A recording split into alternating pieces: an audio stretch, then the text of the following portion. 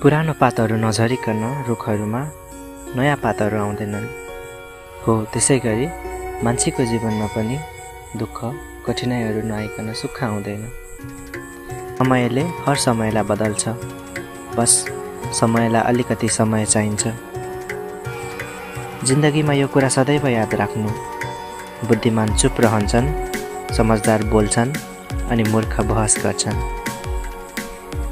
जिन्दगीको हर मौकाको फाइदा उठाउनु, तर कहिल्यै पनि कसैको बाध्यता अनि भरोसाको फाइदा कहिल्यै नउठाउनु। नराम्रो बानीलाई समयमै बदल्न सकिएन भने त्यसले समयलाई नै बदलिदिन्छ।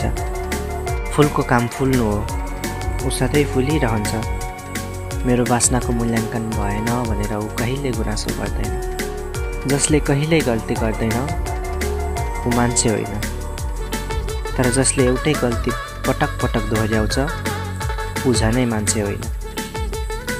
मान्छे जतिसुकै फुर्सदमा किन नहोस्, ऊ हर पल चिहानसम्मको यात्रामा व्यस्त हुन्छ। तिमी निराश नहौ, कमजोर तिम्रो समय हो, तिमी होइनौ। देखिएका सबै कुराहरू सत्य हुँदैनन् र सत्य प्राय देखिँदैनन् पनि। हामी तबसम्म हार्दैनौँ जबसम्म हामी कोसिस गर्न छाड्दैनौँ। यदि तपाईँ आफ्नो काममा सफल हुन चाहनुहुन्छ भने आफूमा एकाग्रता ल्याउन आवश्यक हुन्छ।